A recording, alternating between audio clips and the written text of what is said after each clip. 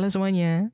Kalian ada yang ngerasa udah pengen mulai investasi, tapi mentok gara-gara mikir duitnya belum cukup? Atau ngerasa investasi itu cuman buat orang-orang yang gajinya udah gede aja, punya pendapatan yang besar? Nah, kalau kalian masih mikir kayak gini, itu artinya kalian harus dengerin episode ini sampai habis. Karena faktanya, investasi itu bisa banget dimulai meskipun duit kita pas-pasan. Asal tahu caranya aja, kalian tetap bisa nabung untuk masa depan tanpa harus nunggu kaya dulu. Oke, yuk kita bahas beberapa cara simple yang bisa kalian lakuin untuk mulai investasi meskipun modalnya minim. Let's go! Cara yang pertama adalah mulai dari nabung dulu, investasi kemudian. Kadang kita terlalu semangat pengen investasi sampai lupa sama hal yang paling mendasar, yaitu punya dana cadangan dulu. Jadi, sebelum memikirkan soal investasi, pastikan dulu kalau kalian punya kebiasaan menabung.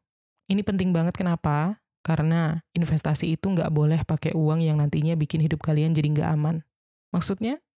Jadi misalnya kalau kalian tiba-tiba butuh bayar sesuatu yang mendesak, kalian jadi nggak perlu narik uang dari investasi. Nah, terus gimana nih caranya biar nabung ini nggak kerasa berat? Mulai dari nominal kecil aja. Contoh, kalian bisa sisihin 10.000 per hari. Kalau kalian konsisten, dalam 1 bulan udah ada 300.000. Dan itu udah cukup untuk mulai investasi di beberapa produk reksadana atau emas digital ya. Dan kalau kalian mau yang lebih aman, bikin rekening khusus buat tabungan ini yang nggak ada kartu ATM-nya biar nggak gampang kalian pakai. Terus gimana kalau ada rasa males karena nominalnya kecil misalnya? Jangan salah, kebiasaan kecil itu lama-lama bisa jadi besar. Bahkan banyak orang sukses yang awalnya cuma nyisihin uang receh, tapi sekarang udah punya portofolio investasi yang besar. Jadi mindset yang perlu dipegang adalah mulai kecil itu nggak masalah, asal rutin dan disiplin. Next, cara yang kedua, pakai aplikasi investasi yang bisa beli mulai dari 10.000. Zaman sekarang tuh kita udah gampang banget buat mulai invest, bahkan dengan modal yang kecil. Ada aplikasi kayak Bibit, Ajaib, Bareksa, Tanam Duit, dan lain-lain yang memudahkan kita untuk investasi mulai dari 10.000 aja. Nah, kenapa aplikasi ini cocok buat kalian yang baru mulai? Karena semuanya ini user-friendly ya, alias mudah banget digunakannya. Jadi kalian nggak perlu mengerti hal-hal teknis yang ribet banget.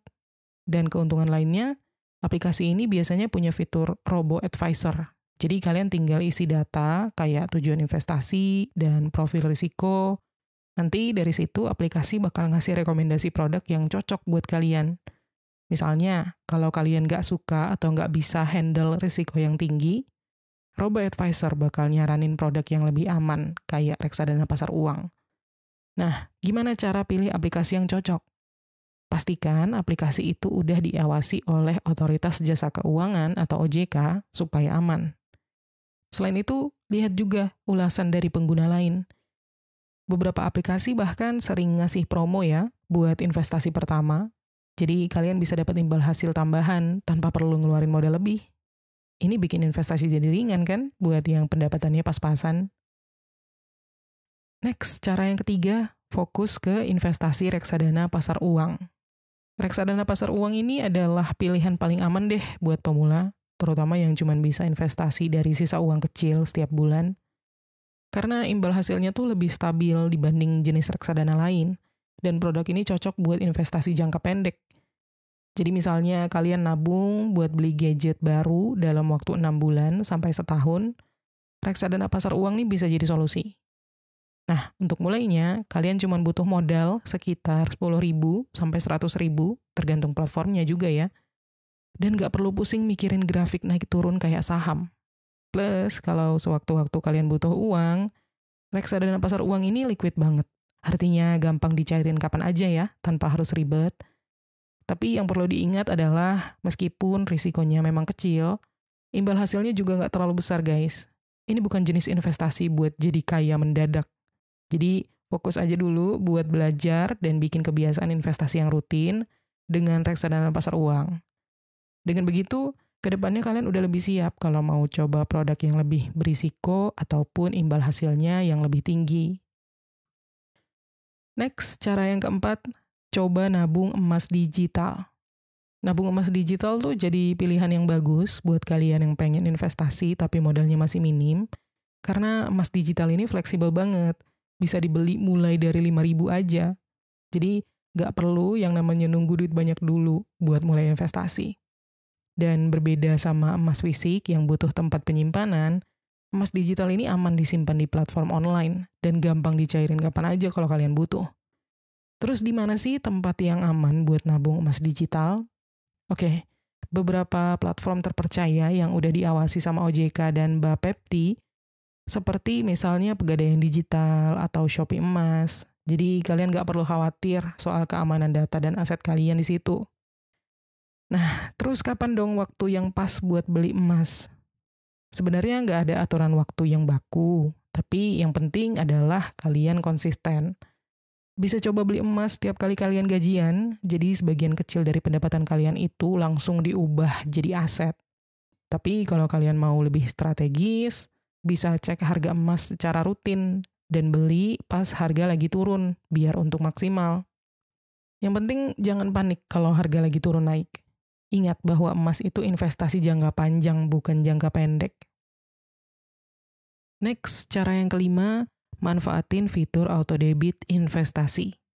Buat kalian yang sering lupa nabung atau malah suka kalap belanja, fitur auto debit ini bisa jadi solusi yang cerdas.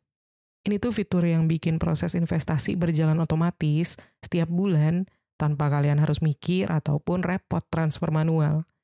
Jadi sebelum ada duit yang kepake buat hal-hal lain, sebagian kecil pendapatan kalian bisa langsung masuk deh ke investasi. Banyak bank yang udah punya fitur auto debit ini ya, plus aplikasi investasi kayak Bibit yang bisa auto invest sesuai jadwal yang kalian tentukan. Jadi tinggal atur aja berapa nominal yang mau kalian sisihin setiap bulan, dan voila, duit kalian bakal otomatis masuk ke reksadana atau instrumen lain sesuai pilihan kalian.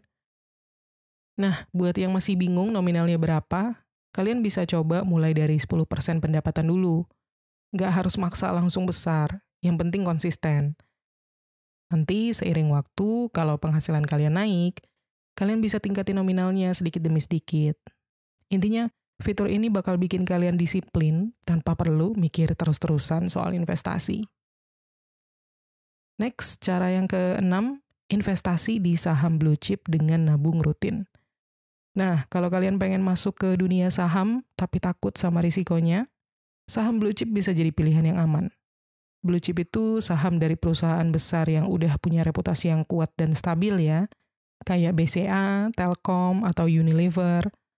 Jadi meskipun misalnya kondisi pasar lagi naik turun, saham ini cenderung lebih tahan banting dalam jangka panjang. Tapi yang perlu diingat juga, beli saham itu bukan soal cari untung cepat ya. Makanya penting banget untuk nabung saham secara rutin, atau yang dikenal sebagai strategi dollar cost averaging. Jadi kalian beli saham dalam jumlah yang sama secara berkala, misalnya setiap bulan gitu ya, tanpa peduli harganya lagi naik atau turun. Dengan cara ini, kalian bisa dapetin harga rata-rata yang lebih stabil dan gak gampang kena dampak fluktuasi harian. Risikonya gimana? Ya, namanya saham pasti ada risikonya dong. Harganya bisa turun dalam jangka pendek, jadi kalian harus sabar ya. Dan jangan panik kalau tiba-tiba nilainya turun. Kuncinya adalah invest dengan mindset jangka panjang dan pilih perusahaan yang udah terbukti performanya. Kalau kalian bisa konsisten, pasti deh sedikit demi sedikit kalian bakal ngerasain hasilnya nanti. Next, cara yang ketujuh, mulai dari P2P lending dengan nominal kecil. Kalau kalian tertarik buat jadi investor yang bantu UMKM tapi modalnya terbatas, P2P lending bisa jadi pilihan menarik guys. P2P lending itu simple ya. Kalian minjemin uang ke pelaku usaha atau individu yang butuh dana, dan nantinya kalian bakal dapat imbal hasil dari dana yang kalian pinjemin. Sekarang udah banyak ya platform P2P lending yang bisa dimulai dengan modal kecil, kayak Coinworks. Kalian bisa mulai invest dengan 100.000 untuk mendanai usaha kecil. Tapi sebelum masuk ke sini, penting banget ya untuk memahami bahwa ada risiko gagal bayar atau galbay. Makanya, pastiin bahwa kalian pilih platform yang udah diawasin sama OJK dan punya track record yang bagus dalam mengelola pinjaman. Keuntungan dari P2P lending ini cukup menarik karena imbal hasilnya bisa lebih tinggi dibanding instrumen lain, bahkan bisa mencapai 10-15% per tahun. Tapi ingat, makin tinggi imbal hasil, makin besar juga risikonya. Dan by the way, itu P2P lending secara umum yang mengandung riba, jadi non-halal ya.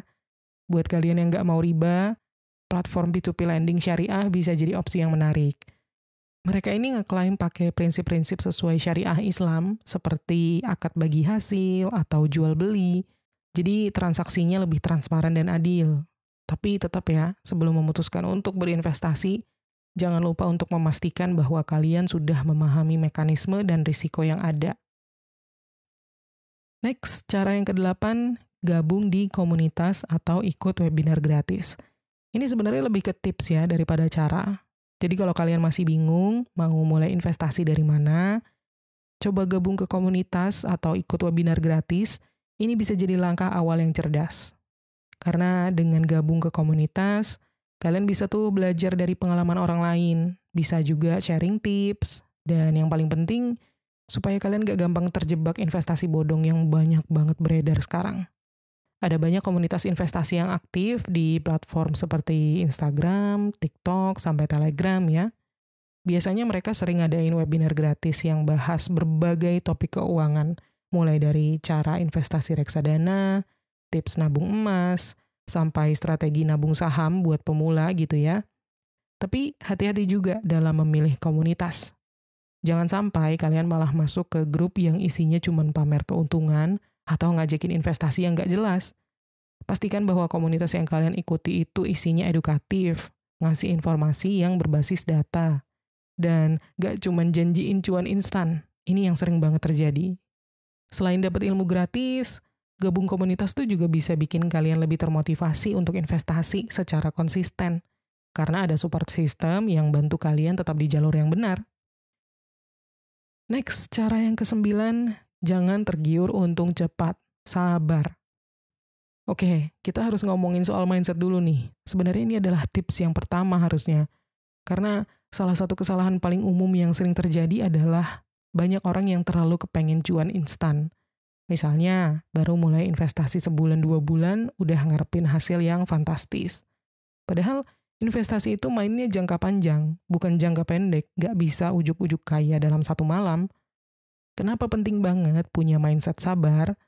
Karena di luar sana tuh banyak banget investasi bodong yang ngasih iming-iming keuntungan besar dalam waktu singkat. Mereka bilang kayak, taruh duit di sini dalam sebulan bisa berlipat ganda misalnya. Nah, yang kayak gitu itu yang justru harus kita waspadai. Ingat bahwa kalau sesuatu terdengar terlalu bagus untuk jadi kenyataan, too good to be true, kemungkinan besar itu nggak benar. Nah, terus berapa lama sih investasi itu kelihatan hasilnya gitu ya? Ini tergantung instrumennya, tapi biasanya butuh waktu minimal 1-3 tahun untuk mulai ngerasain pertumbuhan yang signifikan. Jadi misalnya kalau kalian nabung di reksadana, mungkin di tahun pertama hasilnya masih kecil, tapi makin lama bisa makin berkembang asal kalian konsisten tadi. Dan supaya kalian gak gampang tergoda keluar jalur atau menyerah, fokus aja ke tujuan jangka panjang. Hindari terlalu sering ngecek saldo investasi setiap hari, karena naik turun harga itu adalah hal yang biasa. Mending kalian fokus ke rencana besar kalian. Misalnya buat dana pendidikan, buat beli rumah, atau persiapan pensiun hari tua di masa depan. Next, cara yang ke-10, coba beli sukuk retail atau obligasi negara. Kalau kalian pengen investasi yang aman, tapi tetap ngasih imbal hasil yang menarik, sukuk retail atau obligasi negara bisa jadi pilihan yang oke banget, guys. Karena investasi ini tuh dijamin langsung ya sama pemerintah, jadi risikonya bisa dibilang kecil dibanding instrumen lain. Sukuk retail dan obligasi negara ini biasanya ditawarkan setiap beberapa bulan sekali lewat bank atau platform fintech, kayak Bareksa atau Bibit gitu. Kalian bisa mulai dengan modal yang relatif kecil, sekitar 1 juta ya. Memang sih ini angka yang lebih tinggi dibanding investasi lain yang mulai dari puluhan ribu, tapi di sini keuntungannya lebih stabil dan nggak bikin deg-degan. Dan selain itu, imbal hasilnya juga lebih tinggi dibanding deposito. Jadi buat kalian yang pengen main aman, tapi tetap mau dapat pertumbuhan yang lebih baik, Ini bisa jadi pilihan yang pas. Cocok banget buat kalian yang punya karakter konservatif alias nggak suka ambil risiko yang besar, tapi tetap pengen duit kalian berkembang secara pelan-pelan gitu ya. Dan yang lebih penting, investasi ini juga bisa bantu negara dalam pembangunan. Jadi kayak berasa lebih bermanfaat gitu. Next, cara yang ke-11, mulai investasi di kripto dengan modal kecil. Kita kayaknya udah nggak bisa lagi ya ngomongin investasi zaman sekarang tanpa nyenggol kripto.